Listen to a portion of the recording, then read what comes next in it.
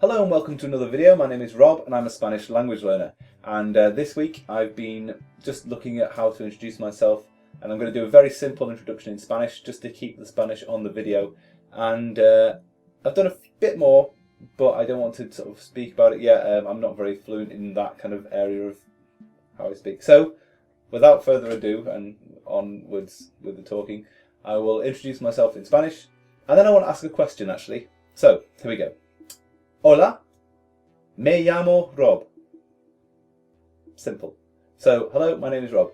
The question is, and it's something I've actually thought about in French quite a lot, but I haven't actually ever had the question there ready to ask, so I thought I'll ask it in this video. In language learning, we don't translate names across languages, we transliterate them. What that means, if you don't know, is if you're called Juan in Spanish, you're called Juan in English. We don't call you John, and we don't try and translate that name into the English equivalent. It's the same as kind of, one of my favourite ones is kind of Esteban, because in English that's Stephen. Same meaning, if you're going to translate it. But you wouldn't call Esteban Stephen because he wouldn't turn around and say hello. But the question is, with my name in Spanish, because the R is at the beginning of the word, it kind of sounds like a R, the trill. So do I say Rob or do I say Rob? And it's a very odd sound for me to do because obviously I'm introducing myself, it's my name, and I suppose Rob is still my name because I would still understand what people were saying and I'd still recognise my name and it'd work. But it just sounds weird.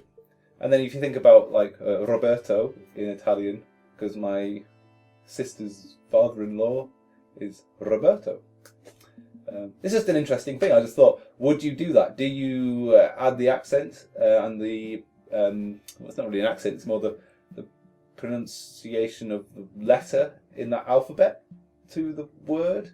And how far do you go? I suppose if you go too far, then you'd actually be not saying their name at all and you might be saying something else.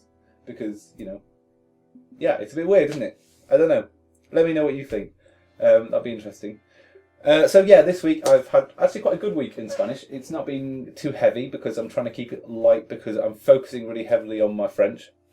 And I'll always go to the French first because I want to get that fluent. And it's been quite odd. This week I haven't actually done much speaking at all, mainly because it's been really busy. And my poor Belgian French-speaking friend over there in Belgique is without Wi-Fi internet access. So in his house he's changing internet service provider and they've had no internet access in the house. So he's basically been just talking to me on Facebook, which he gets free on his contract on his phone, I think. So yeah, it's been a no talky week, which is quite bad. I mean, other than me talking out loud or saying things out loud to myself, you know, other than that. I've also been doing Conjumos again, so I've been doing my no, I'm not doing about French today. Doing about Spanish. My God, reverse all that. Delete it. I get so confused. Anyway, Spanish. Yeah, what have I been doing in Spanish? I've just been looking at lots of videos. I've been writing it down as well. So as videos are spoken, I will write down the words that come up. So I'm just trying to familiarise myself with the spelling of the words and the accents and things like that. You know, odd things that don't make sense in English as well.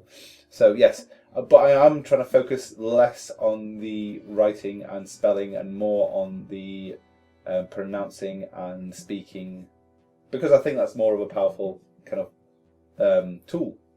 I was going to say weapon, but that sounds a bit wrong. So yes, I think I've been quite positive this week in that. On a side note, I've trying to put some material together for my daughter because she wants to sort of learn Italian, so I'm probably might be learning a little bit of Italian, just introductions and stuff. I'm not going to make a video on that. If anything, I will learn a bit and then start Italian after I've finished on French and sort of go kind of French, learn Spanish, move Spanish to primary, put French on a kind of, not a back burner, but you know, like a less used language, and then move on to Italian. And that'll probably help my daughter a bit. So yes, there we go. It's been an interesting week. And that's all. I think that's about my challenge done. I know it wasn't very detailed and it was quite small, but it's a big step. And next week I want to do the video introduction. So I want to be saying like, hello, my name is Rob. I'm a Spanish language learner, and welcome to the video, or something like that. You know, something a bit more sentencey than me llamo Rob. But yeah. So anyway, thanks very much for watching, guys. Please like, comment, and subscribe. See my progress. See how I get on, and we'll see you on the next video. And yeah, hopefully Thursday, and I won't be this late this week. Thanks, guys, and to cut the rambling, I will see you later.